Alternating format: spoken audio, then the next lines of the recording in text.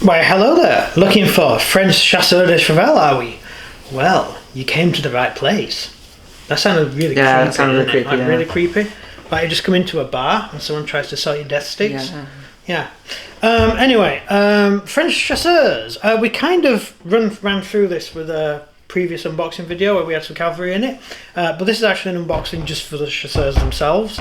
I think we just sort of said there's some figures, and then we were talking about the actual infantry.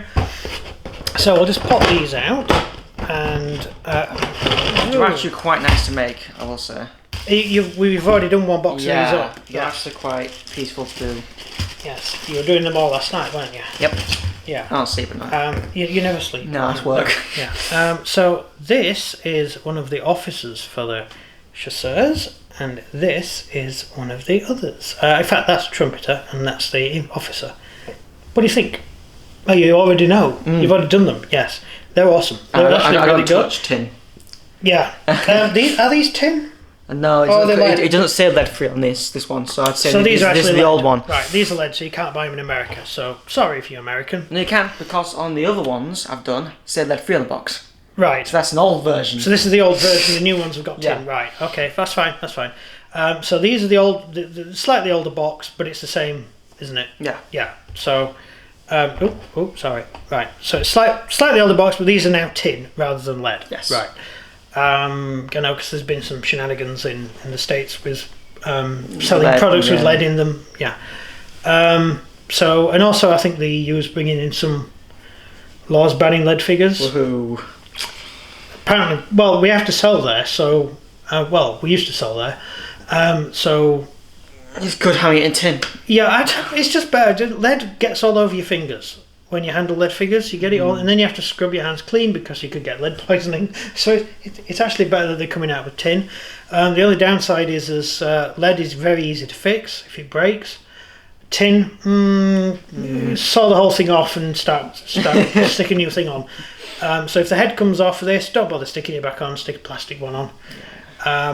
Not this is lead. This is fine, you can do it with this, but the other ones. So this is the end of the lead. This is an end to lead figures. Yeah. Yeah. But tin doesn't really change much. Well, it does. It's brittle. Still weighs the same though. It does. it is actually brittle, and it tends to break. I know with shooting my stepfather. That's only my stepfather. Oh yeah. And my father is my stepfather. He's had to change all his shot. He can't buy lead shot anymore, so now they use steel, which is great because the penetration value of steel is way higher than lead. So you can now penetrate body armor with it. So it's good. It's good. I love British law. It's brilliant. The joined up writing that the British government can do, it's amazing.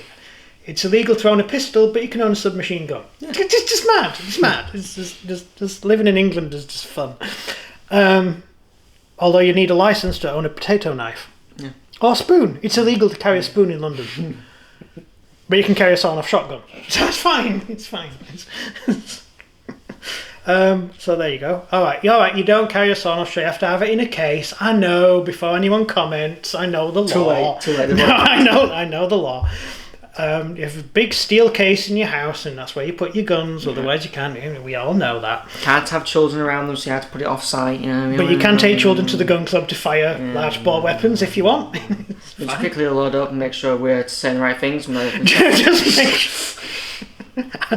Britain's awesome. It's just, by the look of it, the rest of the world's just as naff as Britain. Yeah, so it's fun. I think Australia's about the only sane place left, or maybe New Zealand. They've got an awesome prime minister. Didn't their prime minister once go to work in a bin bag? Was that New Zealand? Yes, I think so. Because someone commented on the dress she was wearing was like a bin bag, so she actually went to work wearing a bin bag. Just brilliant. Just live action trolling. It's just great. So there we are. That's the stand. Sorry, I've been waving these in your face, talking. I haven't been talking about the figures. That's the trumpet and the standard, the eagle, and a pointy sword. I have found something with, not with Perry. Perry's great, but with the Warlord stuff. This is Warlord? Yep. Yeah. The pointy officer person is pointing sideways.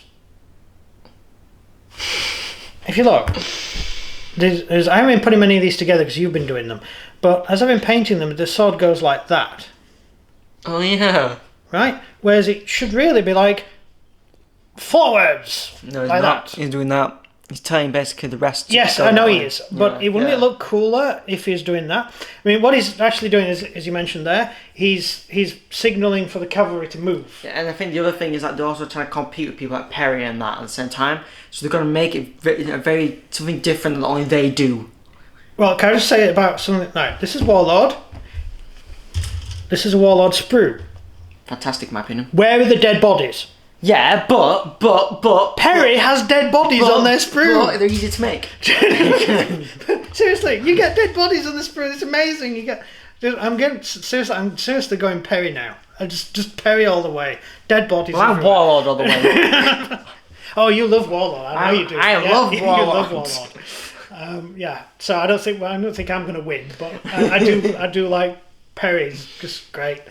Although Perry a lot harder for you to put together. God, because they got so much detail and everything's detailed. So the thing is, do you remember when plastics first came? No, you weren't born. When plastics first came out, right? They were rubbish. They were bendy. Like if this was a plastic sprue, it would bend in half easily. I could just bend it. You can't bend this. It's hard plastic. Original plastics were rubbish. And then Games Workshop brought out. I just said it, sorry. Games Workshop brought out the plastic Space Marines.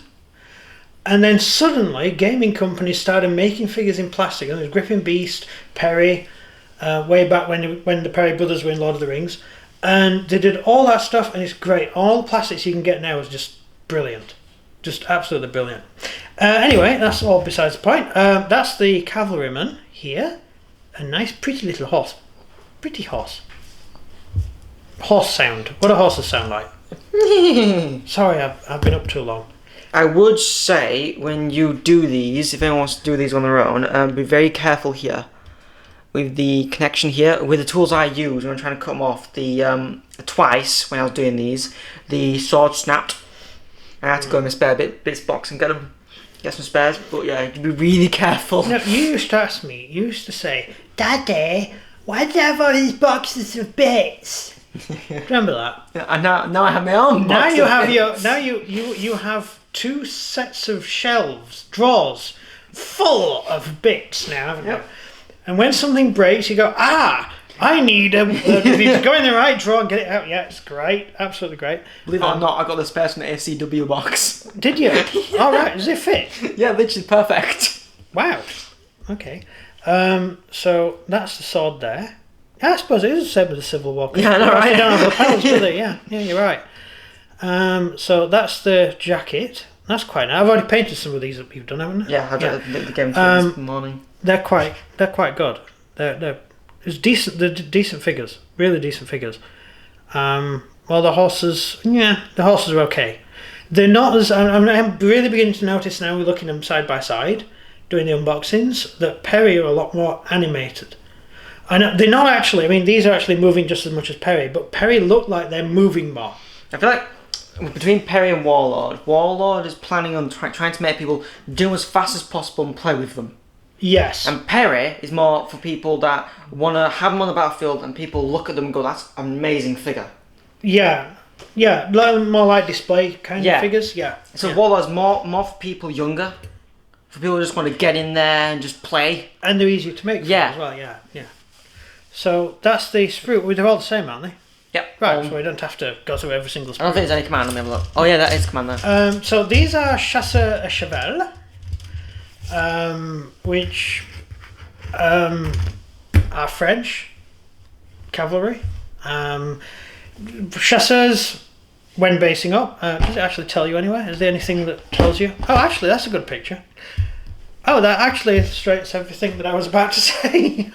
When you come to doing them up, if you don't know a lot about them, you have these guys here, Carbineers, who are part of the chasseur unit. They're sort of grenadier types, and they go on one side of the regiment. I know they go left hand side, not right. Is it left hand side? There is the. Isn't the left hand side the side of honour? Isn't it? I think they know what they're talking about. I don't know because they put the French the wrong way around. Yeah. Oh no, these are Warlord, so no, they probably do know what they're talking about. Same here as well with these ones. They're on the same side as them. Yeah, you're right. Okay. Right. So I thought it was left. So it must be right, which is our left. Yeah, because that's right. Yeah, that's right. So that's your company. That's the seventh company. Sixth or seventh company, I think.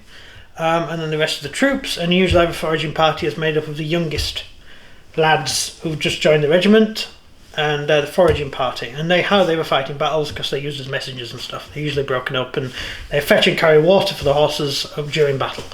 But not that it matters because you're not going to have that on the gaming table anyway. I very much anyone's doubt playing a skirmish game 1-to-1 in 28mm. Can you imagine people doing that? No. Yeah, I think you have to have the units based up. I mean, if you're doing 28mm Napoleonics, you're looking at black powder, really. There are a few other good rule systems out, but I think black powder is pretty awesome. So there we go. That is the French Cuirassier. Oh no, sorry, I've done the Cuirassier. The French chasseurs cheval. No, cess with Cuirassiers. I know. Well, because we've done 2 unboxing Cuirassiers today. One for the Austrians and one for them, and we've got the Russians to sort out as well. So we've got work ahead. Lots of work. But talking about work ahead, if you want to support our channel in any way, you can scroll down and you'll see a link to our eBay page, and if you go along there you will see all sorts of this sort of stuff listed, so please go and have a look there, and if there's anything you want you can pick it up from there. Yeah, you can buy it and then we'll make them and do it for you. Yeah, we'll do them up, or we'll send you one of our own collection and paint our own stuff up. Yeah, so that's it. So if you enjoyed the video, please do like and subscribe and comment down below what you think of the French chasseurs. It's goodbye from me and goodbye from him. Goodbye, and thank you very much for watching. Bye.